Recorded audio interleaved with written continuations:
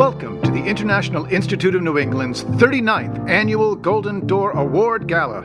Sit back and relax and enjoy your evening. And thank you for your support.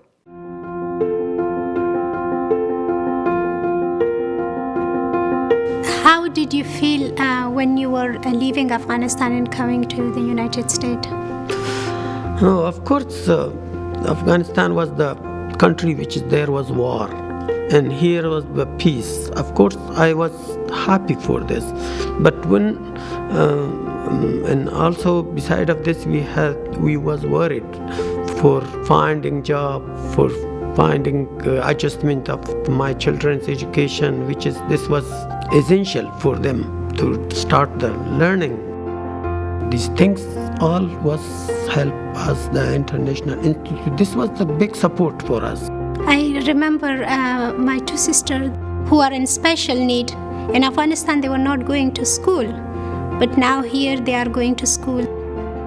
One of them went to the high school. She just graduated last year, and second one, she will be graduated this year.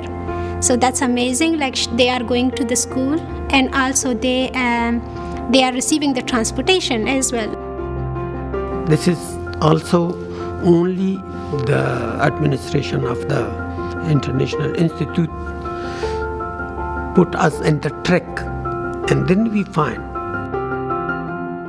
This last 3 years, Institute has volunteers as well. They teach us the culture, they teach us the holidays. This was the help us to we can culturally be ready, and how we can make the relationship with community and their help and their support, and that's why everything is going on proper and good.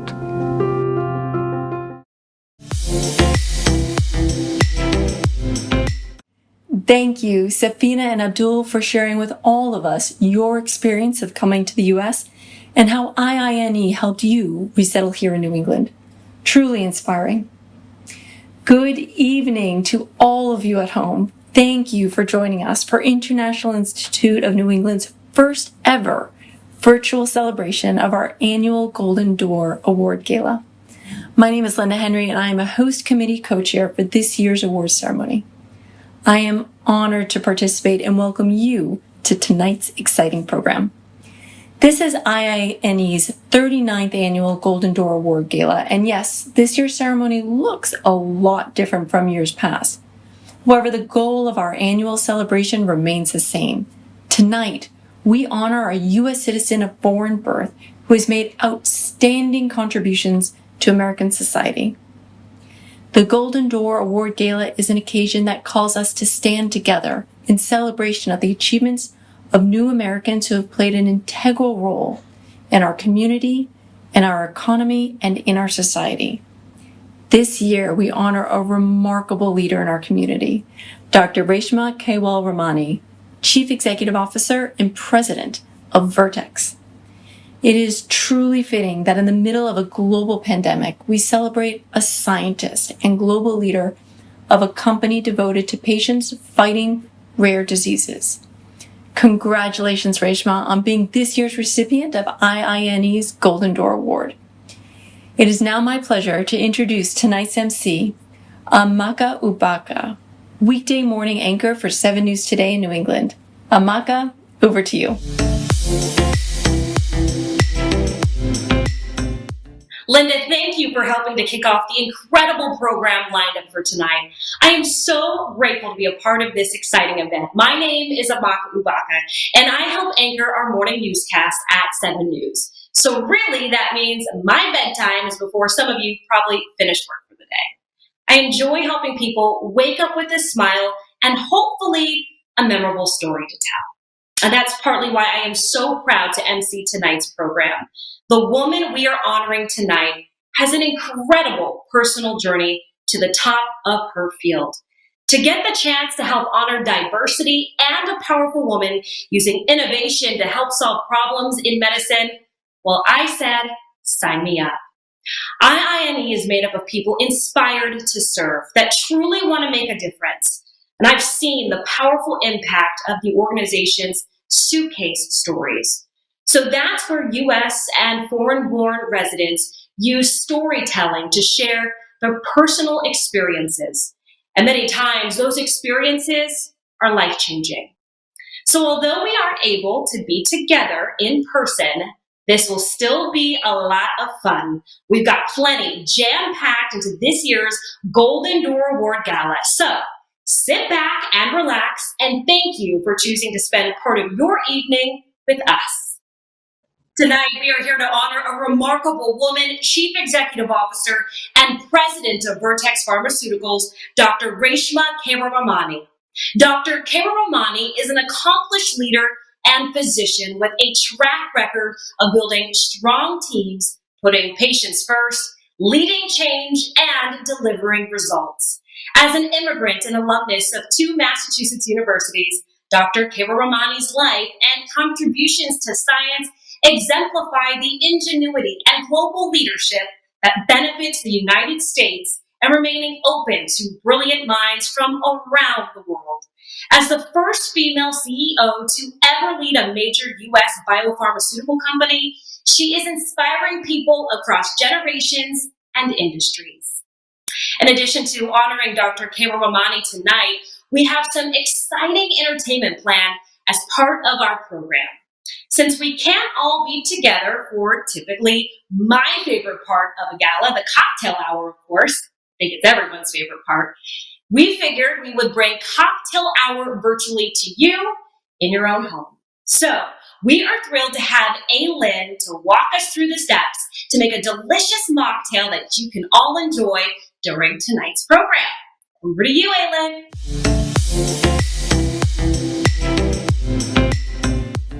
Hello, my name is Aylin Sanchez. I am from the Dominican Republic and I am an ambassador at Citizen Hotel, where part of my role is bartending there. Today, I will be creating a delicious mocktail for you called Delivery Libation. To make this drink, all you need is lime juice, coconut water, cold brew coffee, pineapple juice, coconut syrup, chai syrup. Chai syrup is a little bit hard to find in your local grocery store. However, the way to make it at home is by adding 1 cup of hot water, 1 cup of sugar, mix it together until the sugar dissolves, and then you add 5 tea bags of chai tea, and then let it sit for 5 to 10 minutes. Also, let it cool down before using it for your cocktail. Now, let's start. We are going to use 3 quarters of lime juice, right here, 1 ounce of coconut water, 1 ounce of cold brew, 1.5 ounce of pineapple juice, 3/4 of coconut syrup, 3/4 of chai syrup, and I'm gonna be using 3/4 of heavy cream. You don't have to do this. The heavy cream is optional, but I'm gonna be using it today. Also, since this is a mocktail, it doesn't have alcohol. However, you can add it. It can be rum or tequila. You can use 2 ounces of the spirit that you like. And then let's shake.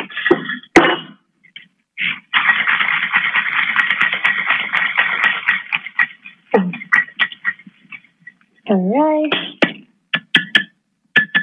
I pour my ice into the shaker beforehand, so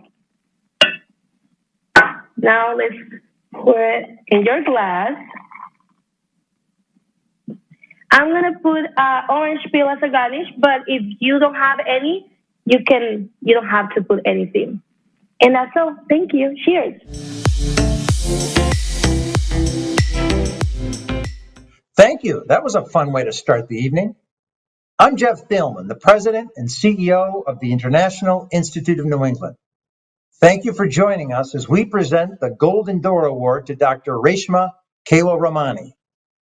Reshma was born in Mumbai and her family moved to the United States when she was in middle school. She went on to earn a medical degree from Boston University and an MBA from Harvard. Her leadership of Vertex is marked by a deep and profound concern for the well-being of patients with rare diseases, a commitment to retaining and mentoring a diverse and talented staff, and an insistence that Vertex be a corporate philanthropic leader. We are presenting this award to Reshma in a moment when the United States is emerging from a period of darkness for new Americans. As the number of forcibly displaced people worldwide rose to 80 million, our country closed its doors, and people in leadership implemented inhumane policies that harmed immigrant families and their children. The result is an immeasurable level of human suffering and a gutted U.S. immigration infrastructure. At IINE, we believe that rebuilding the nation's immigration system must be a grassroots effort involving organizations like ours and partners like you. Throughout our 103-year history, IINE has always responded to the changing needs of the immigrant community. During the past 4 years, when the number of refugees in the country decreased, IINE did not sit idle. Instead, we increased skills training and language classes, and we launched an immigration legal services program. When the pandemic struck, we moved these services online and began an emergency assistance program that supported the housing and food security needs of 360 low-income refugee and immigrant households, representing 1,200 people. For more than 20 years, IINE training programs placed immigrants and refugees in the hospitality industry. When the pandemic eliminated thousands of jobs in area hotels, we pivoted quickly to prepare our clients for work in construction and healthcare. IINE is an organization on the move, literally.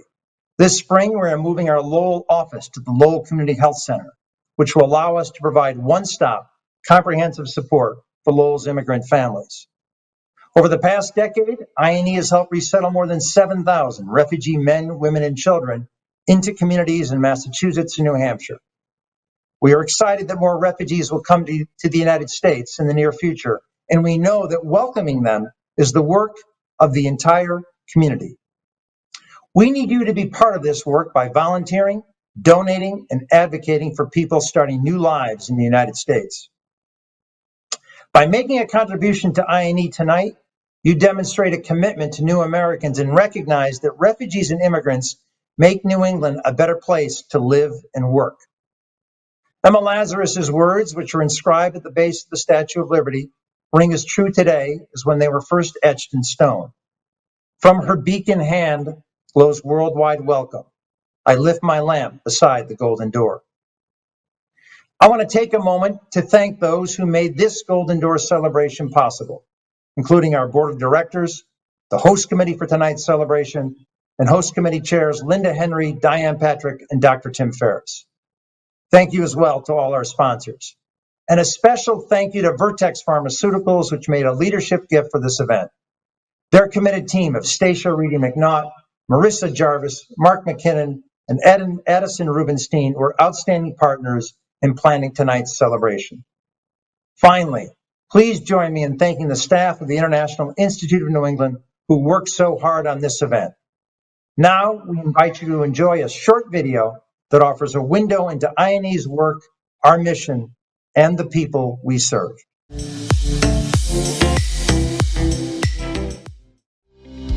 So one of the most important services that IINE provides both to our clients and our communities is workforce development.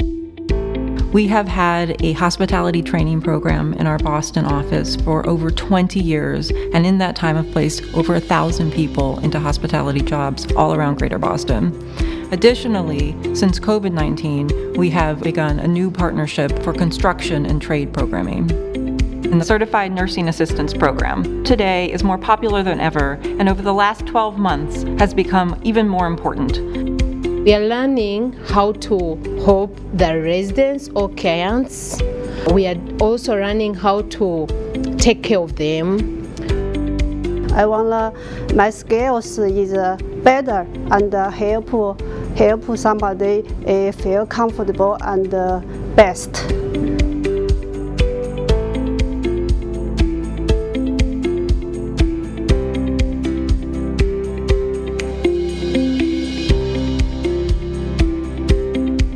You know, people come here when they have different skills. Others might have done construction at home. They might have been engineers, but they don't have a career pathway to this industry.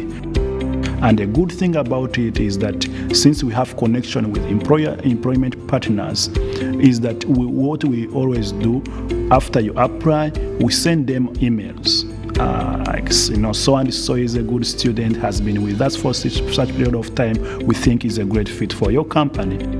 Most of the people who are working in these industries are immigrants. The immigrants bring a lot to this nation. They help with the economy. They also help to bring peace in the community. They introduce their cultures. So that really inspired me a lot. And it pushed me to keep doing what I'm doing. I want to remind you, along with hearing from our incredible speakers, to please take a moment, if you can, and make a contribution to IINE. The organization's commitment to workforce development and finding different ways to help refugees and immigrants is truly inspiring. So, how do you give? Well, we make it easy for you. Across the bottom of your screen is a text to give number. You can text GDA21 to 44321, or you can make a donation by visiting their website at iine.org/donate. It is now my pleasure to introduce Michelle Davies, one of IINE's Community Services Case Specialists. Michelle?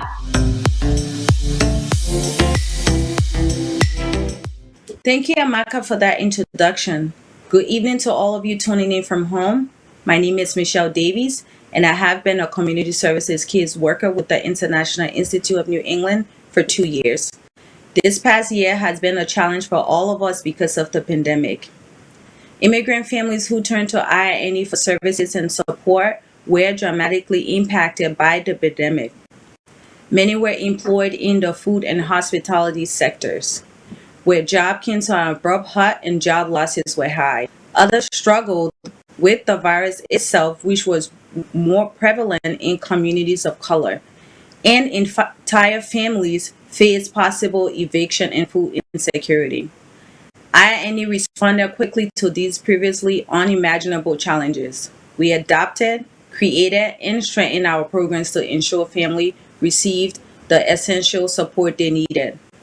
Under its COVID-19 emergency response plan, IINE made 1,268 deliveries of emergency food and supplies, helped with 168 cases of emergency housing support, and facilitated 285 emergency cash payment.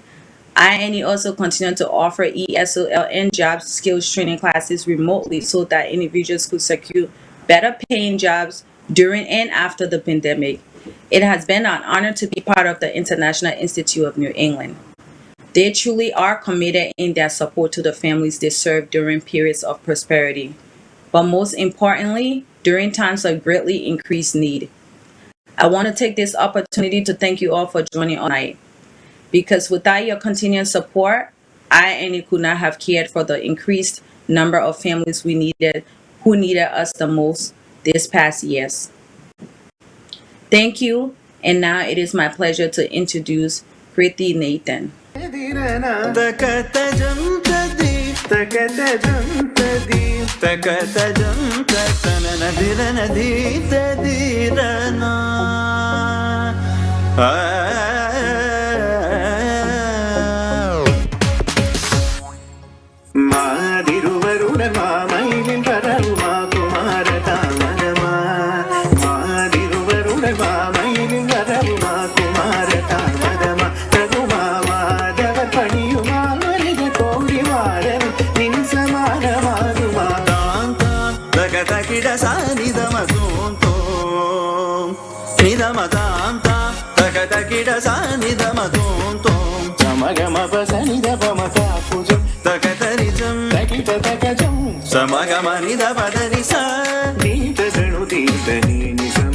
జను జను నిద దని దని సది the సగిడ దని the జను దాంత గమ పసరబ మగతో తనల దిరన ది ది రన దిరన దిరన తకదీం తా జను దీం తా తకదీం తది రన తనల దిరన ది ది రన దిరన దిరన తనల దిరన ది ది రన.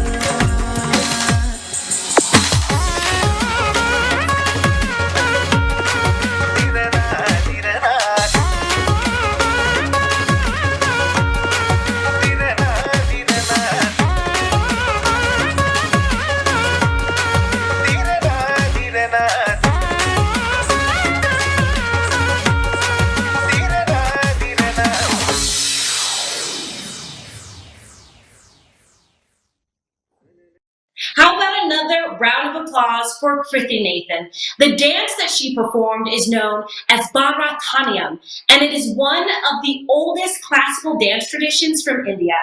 It was so beautiful to watch those intricate and rhythmic dance movements. Thank you so much, Krithi. You were incredible. All right, now on to our next speaker, who will begin tonight's portion of the program honoring Dr. Kewalramani. Please welcome Committee Co-Chair and CEO of MGH Physicians Organization, Dr. Tim Ferriss. Dr. Ferriss?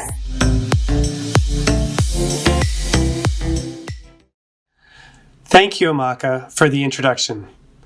Hello, everyone. My name is Dr. Tim Ferriss, and I am honored to be one of the host committee co-chairs for this year's Golden Door Award Gala. I'm delighted to participate in tonight's events to not only support my friend Reshma Kewalramani, but also the incredible work of the International Institute of New England. I have the honor of telling you a bit more about this year's Golden Door Award recipient, Reshma. Reshma has dedicated her career to improving the lives of patients, supporting the next generation of scientists, and giving back to the Boston community. Reshma received her medical degree from the Boston University School of Medicine and completed her internship and residency in internal medicine at Mass General and her fellowship in nephrology at Mass General and Brigham and Women's Hospital combined program. And now in return, she gives back to her alma maters by serving on Mass General's Board of Trustees and is also a member of Boston University School of Medicine Dean's Advisory Board. Reshma understands the power of mentorship and the idea that if you can see it, you can be it. Her support for programs like the Biomedical Science Career Program and those who are traditionally underrepresented in the life sciences not only shows her impact as a leader, but also creates opportunities for more smart, successful people of color to one day become CEO too. Congratulations, Reshma, on receiving this very well-deserved award. Now, please enjoy this video highlighting some of the many achievements of my good friend.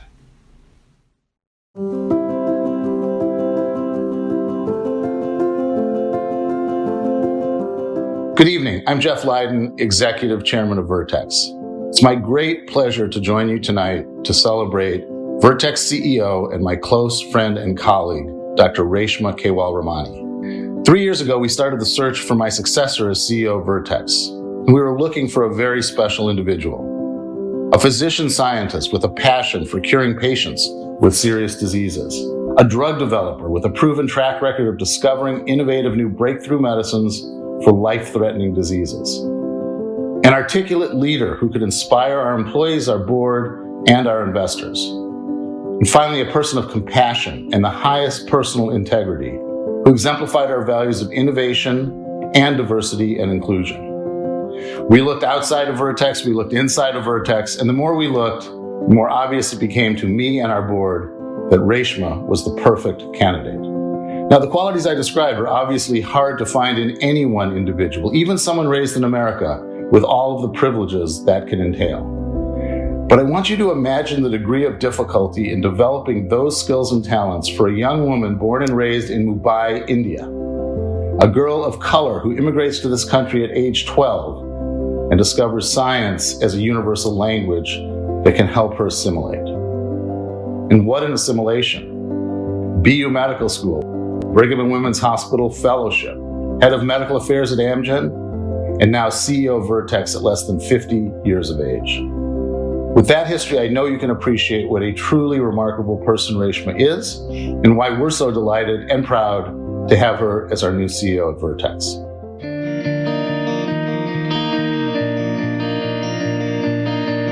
Well, if I had to describe Reshma in one word, it would be thoughtful. She has great compassion and makes time always for patients. She's analytical, she's thoughtful, she's smart, she's insightful, but she pairs that with a genuine kindness and caring about others that sort of emanates from her whenever you talk with her. She has provided opportunity, support, and guidance to people and causes that she believes in. I would describe Reshma as sharp, warm. She is focused and determined, and she doesn't shy away from any difficult situations. And she is someone who is deeply committed to equity and justice work and to creating specifically health equity. She's just really creative and authentic and driven. I think of her as this leader, this biotech leader. That's not a woman biotech leader, but a leader in biotechnology. She has something that, I think we call the X factor. You can't name it, but you know it when you see it. And she has it.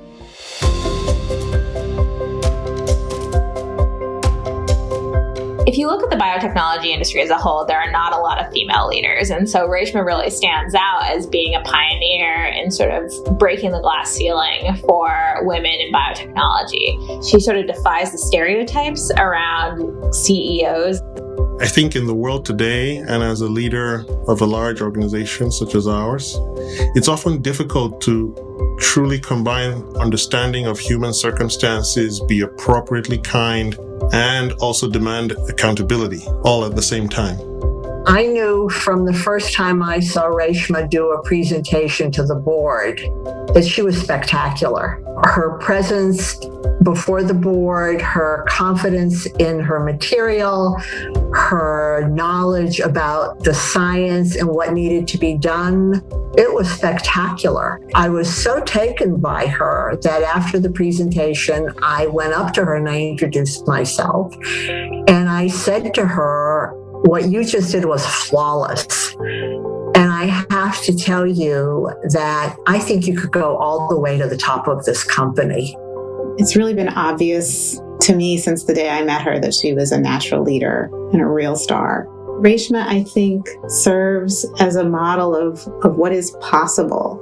I'm the mother of 2 teenage daughters, and as they're growing up and thinking about what they want to be, they can look to someone like Reshma and say, I could be a CEO someday. And so I think really, more than anything, she serves as a role model for so many women and minorities that are in the system thinking about what they could achieve and how they could contribute.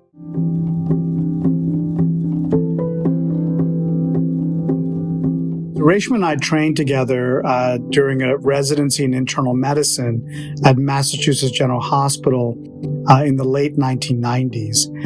And my initial impression of her, really someone who delivered meticulous care to the patients that were entrusted to her, highlights, I think, some of the qualities that have served her so well over the years. She really did stand out then, and she was thoughtful, curious, and caring. And I'm sure those are the qualities that really enable her to lead large groups of people and now an entire organization to have such impact on patients and the world.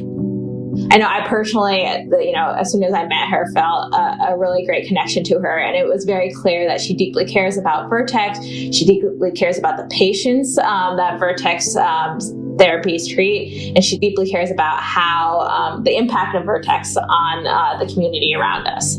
Maybe a great example of the kindness that Reshma has is the way that she interacts with patients. She has great compassion. A friend who is a friend of the family who has CF, and we've known her for some time. She is in that last 10% that we talk about. That last 10% is a group of CF patients for which we have not yet developed a medicine. And I recently saw this friend, and she said to me that one of her greatest desires is that she could have an opportunity to meet with Reshma. I said, of course, I would do everything I can. And I remember I sent Reshma an email, and within moments, Reshma wrote back and said, absolutely, let's make it happen.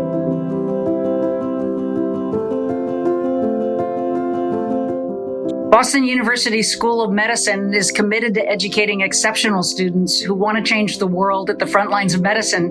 And in fact, that's just what Reshma is doing, changing the world. Reshma believes in giving back. She and her husband, Dr. Kulkarni, an engineer, funded scholarships for women who are from underrepresented groups in medicine. we founded the Center for Anti-Racist Research, in July 1st of last year, and we're seeking philanthropic support to get someone excited, to get someone to take that first sort of major step, to encourage someone to be a leader. And what happened is Reshma and Vertex decided to be that leader and to make the first sort of major gift to our center, which was just absolutely critical. And so I think I'll forever be grateful, for her leadership, as a philanthropist. And because in many ways, I think it inspired other people, to give. And I think it also, allowed us to jumpstart our work. So you have this leader in technology, this leader in industry, business. You have this leader in science, but you have this remarkable woman who remembers the importance of the journey, who remembers the importance of mentoring and sponsorship and having opportunities to learn and to grow. She hasn't forgotten where she came from and continues to open these doors and spaces so that others can follow their own dreams.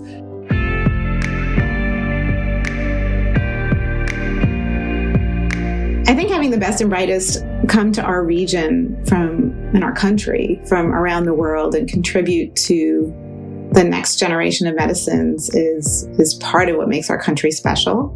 And Reshma really exemplifies that.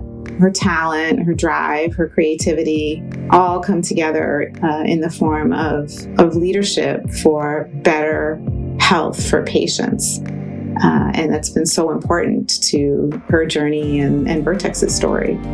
There are some people who break glass ceilings, who are the first to enter into spaces or enter into powerful positions, who don't necessarily look back, who don't sort of sit down and figure out ways to ensure that they're not the only one. Reshma is one of those people who are trying to essentially make sure other people are coming in, and who seems to be very committed to a world where there are many women as CEOs, where there are many women who are receiving this award. But I think it takes people of courage, it takes people of insight, like Reshma, to do that.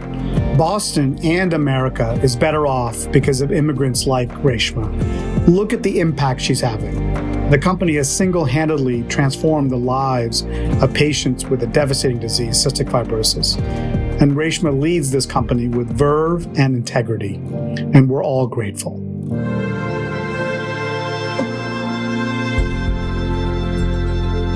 Please join me in congratulating Reshma tonight. Congratulations, Reshma.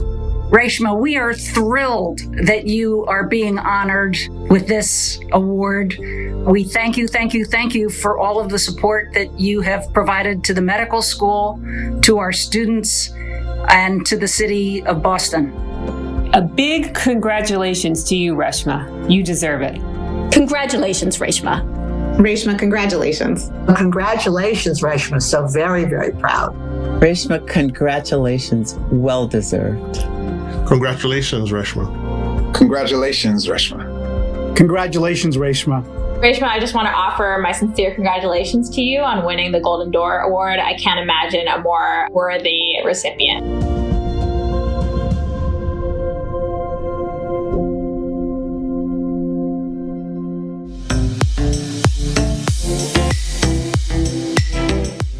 Hello, and welcome to all of you tuning in from home. My name is Diane Patrick, and I'm one of the host committee co-chairs for this year's Golden Door Award Gala. There's no one that I can think of that's more deserving of this distinguished award than Dr. Reshma Kewalramani. Reshma is a trailblazer and a true pioneer. She's an accomplished leader and physician with a track record of building strong teams, putting patients first, leading change, and delivering results. As an immigrant and an alumnus of 2 Massachusetts universities, Reshma's life and contributions to science exemplify the ingenuity and global leadership that benefits the United States in remaining open to brilliant minds from around the world. As the first female CEO of a top 5 biotech firm, she is inspiring people across generations and across industries through her successful efforts to provide life-saving medicines to people with rare diseases, as well as for her leadership of one of the world's premier biotechnology companies. Reshma is also passionate about supporting and mentoring the next generation of scientists, especially women and those that are underrepresented in the biotech and life science industries. She understands that it doesn't matter if she's the first, if there's no second or third. So on behalf of the International Institute of New England tonight, I proudly present the 39th Golden Door Award to Dr. Reshma Kewalramani. Congratulations, Reshma. Thank you, Diane, for that warm introduction. It is an enormous honor and an absolute pleasure to be here with you this evening, albeit virtually, and receive this year's Golden Door Award. This means so very much to me.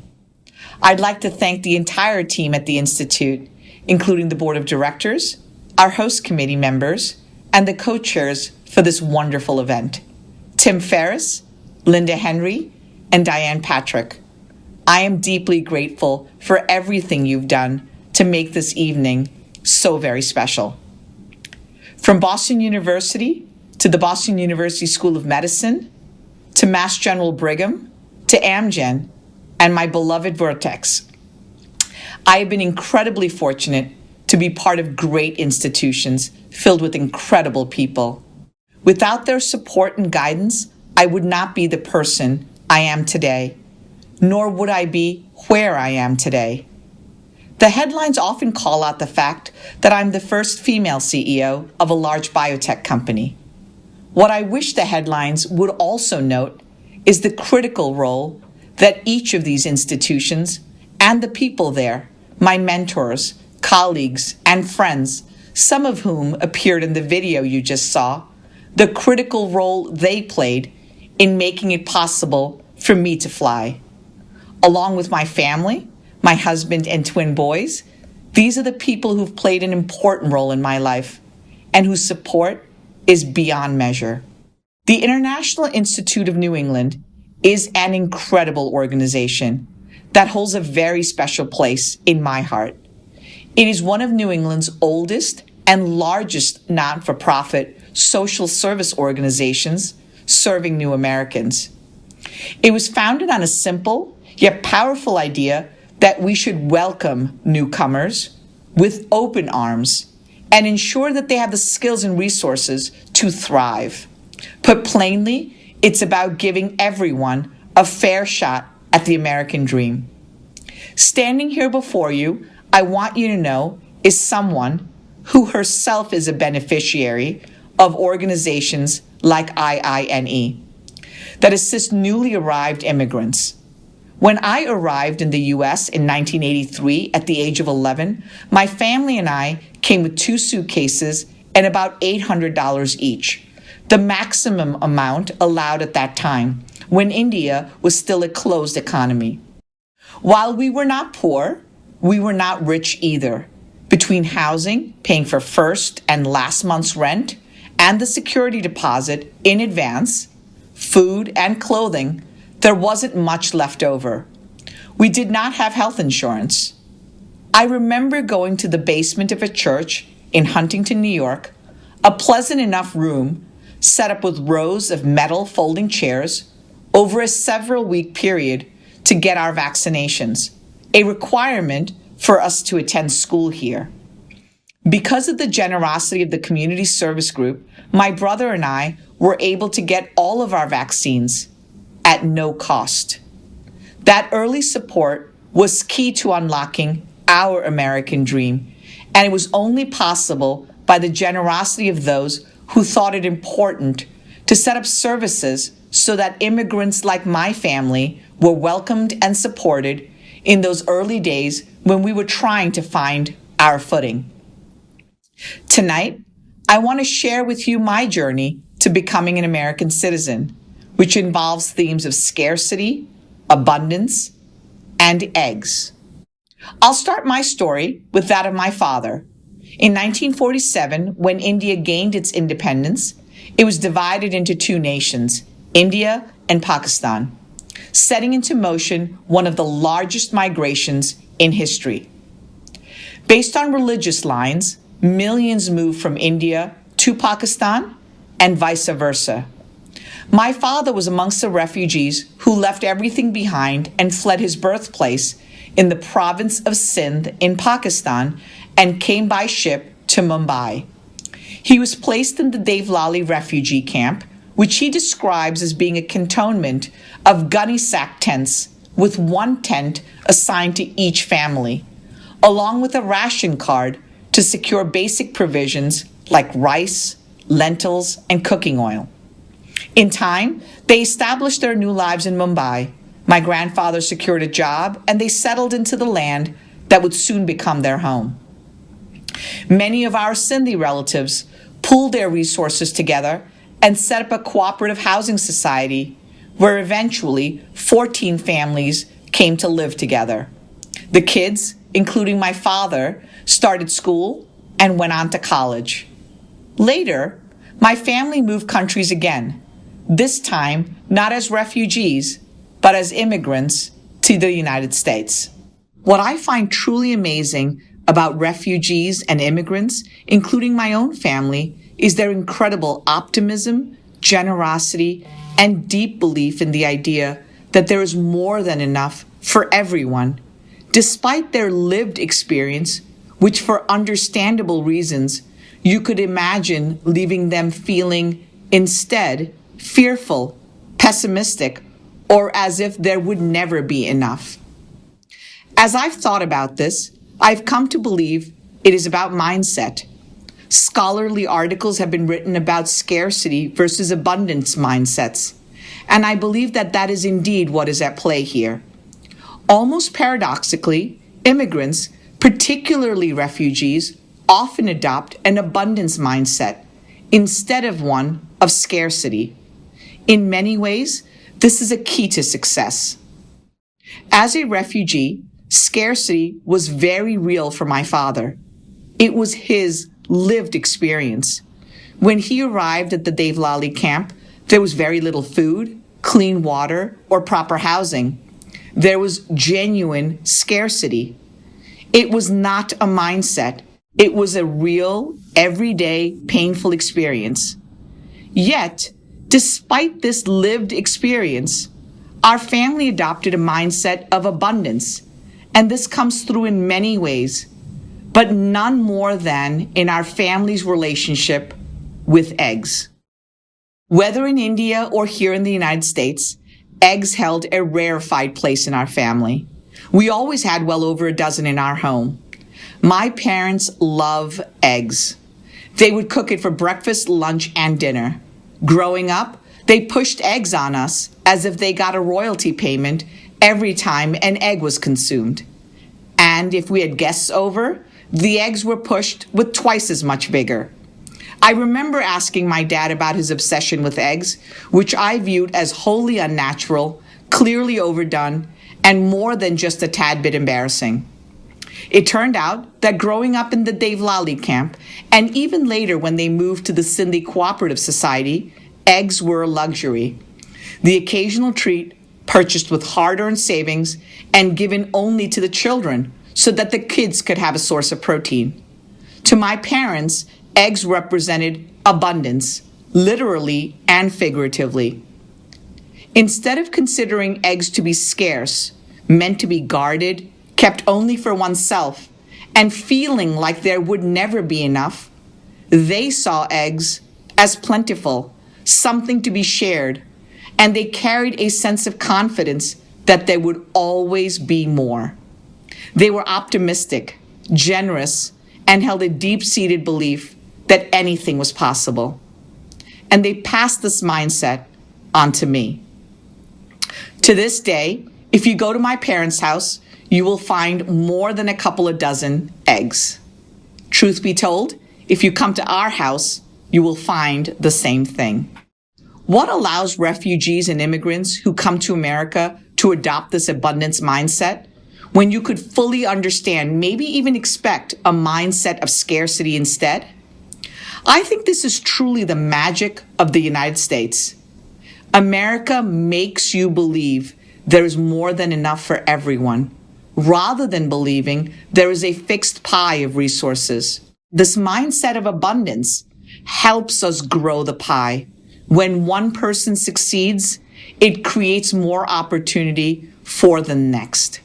We've seen this time and again, that when the pathways to opportunity and prosperity are accessible, immigrants and refugees will take them, and they will succeed in marvelous ways that benefit society. When I moved to the United States from Mumbai at the age of 11, even though I spoke English, no one would have known it because of my heavy accent. My clothes were different. I wasn't familiar with American pop culture.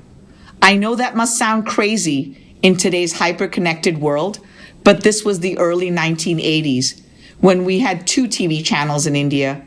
There were no mobile devices, no internet, and no social media. During that time, I developed a deep interest in math and science because I found both gratification and achievement in those areas. If you spend enough time with a math problem, you can invariably solve it. If you experiment with science, you almost always learn something new. The reward of problem solving and discovery brought me incredible joy and kept me going while I was trying to understand how to fit in. Science and math became important to me because it gave me an outlet and a common language that transcends cultures. I learned some invaluable skills at an early age: resilience, resourcefulness, kindness. These are all things that have served me well in life and are absolutely core to who I am. But my experience as an American goes beyond my experience as an immigrant. I am also a woman, a person of color, a physician, a wife, and a mother. Immigrants and refugees are not a monolithic group. Each of us has an intersection of identities that gives us a unique lens through which we see the world and allows us to contribute in different ways. When we provide pathways for our immigrants and refugees to succeed, we create more opportunities for everyone, not just other immigrants, but other marginalized and underrepresented groups too. We bring diversity to American culture that enriches our country and fuels innovation. Some of the most exciting innovations in America today have been advanced by immigrants. The COVID-19 vaccines were developed in large part by immigrants. At Vertex, one of the key scientists who had a hand in discovering all of our cystic fibrosis medicines is an immigrant. Indeed, 5 out of the 9 members of our executive team at Vertex are first-generation immigrants. That's why IINE's work is so critically important. We must continue to welcome and nurture the diversity that makes us beautiful as a society and successful as a country. Diversity, including of thought, background, race, and gender, leads to greater innovation, better decision-making, and makes our companies and institutions stronger. Particularly now, in this time of growing nationalism, rising violence against minorities, and the convenience of separating into us and them, this has never been more important. Thank you for this honor. I am truly and deeply grateful. And more importantly, thank you for the opportunities you are creating for our immigrants and refugees to succeed. Thank you again, and good night. Congratulations, Dr. Kewalramani, on receiving the 39th Annual Golden Door Award, a very much deserved recognition of your leadership and outstanding contributions to your field. But we aren't done just yet. We have another incredible speaker lined up for you tonight. So far you've heard about IINE's work and the incredible programs that they run each and every day. Well, all of that important work could not continue without you. Those of you watching right now are dedicated supporters. It is now my pleasure to introduce Nia Taxis, one of IINE's board of directors, to relay the important mission of IINE and just how critical your contribution is here tonight. Nia, over to you. Good evening. My name is Nia Taxis, and I serve on the IINE Board of Directors. As you heard during the Golden Door Awards presentation, the work we do at the International Institute of New England is urgently needed.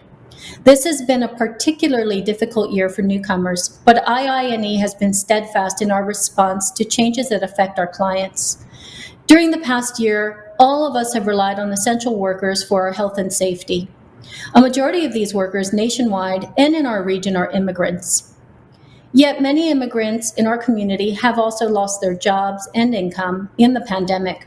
The local hospitality industry that employs many has been particularly hard hit. But thanks to generous support from the New England donor community, IINE has given direct assistance to hundreds of immigrant and refugee families facing homelessness and food insecurity. A successful Golden Door Awards event will make it possible for IINE to continue to offer education and training that allows immigrants to re-enter and succeed in the workforce as we emerge from this pandemic. Additionally, IINE will continue to provide critical case management, education, and legal services. IINE relies on contributions from foundations, corporations, and individuals like you in order to offer robust programs that help newcomers learn English, get good jobs, and begin to plant some roots right here in New England. Your donation will help refugees and immigrants who need immediate and ongoing assistance. For example, your gift of $5,000 will provide critical resettlement services for a refugee family of 4 during their first few months in the U.S. $1,000 will provide legal representation for a family of 4 seeking U.S. citizenship. $500 will provide a month of English language instruction for an IINE adult learner. $100 will provide personal protective equipment for 1 certified nursing assistant trainee. And $50 can provide a warm meal and groceries for an immigrant family facing hard times. To make your donation, text the code GDA21 to 44321 or go to iine.org/donate. If each of you donates, we can directly impact thousands of refugees and immigrants who live in Massachusetts and New Hampshire. I ask you to think about the immigrants and refugees that you've seen during this Golden Door presentation, and also those in your own lives, and please be generous. To donate now, text the code GDA21 to 44321, or go to iine.org/donate. A thank you for your generosity. On behalf of the host committee, our host committee chairs, our board of directors, and our staff, I want to thank you for being part of tonight's celebration. Please be as generous as you can to IINE, and please stay in touch with us throughout the year. We appreciate your support and need it to do our important work. Like Jeff mentioned, I'd like to thank you all again for your amazing contributions tonight and for joining us virtually from home. Tonight has certainly been an evening to remember. And I want to take this last opportunity to congratulate Dr. Reshma Kewalramani one more time for receiving the 39th Annual Golden Door Award.